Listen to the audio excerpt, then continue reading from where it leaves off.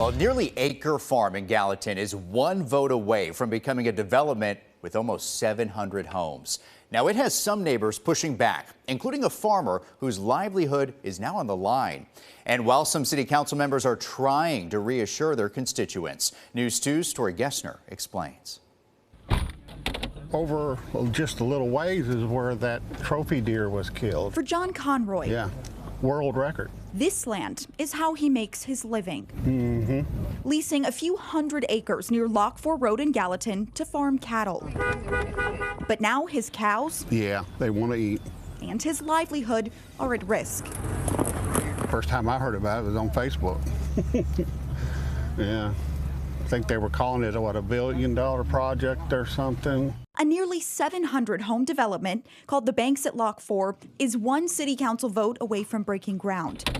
Well, it was surprising because when they said about it, we knew exactly what they were talking about, which farm.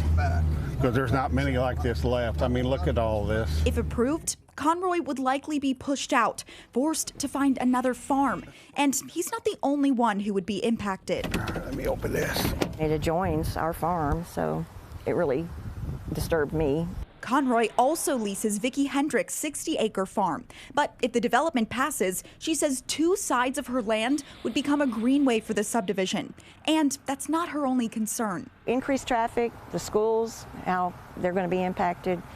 People out here, if they have to blast the rock on that property, are going to be worried about structural damage to their homes. But Councilwoman Eileen George is trying to ease neighbors' minds. She says with all the growth Gallatin is having, the city needs good development, and she believes this plan is just that. Adding, the developer has made compromises with residents, including omitting the townhomes that were in the original plan. I believe that the developer, along with the builder in this particular area, has worked diligently with the homeowners and with the city to change from a very large development to a lot more attainable. Of course, it is a pretty place for a house.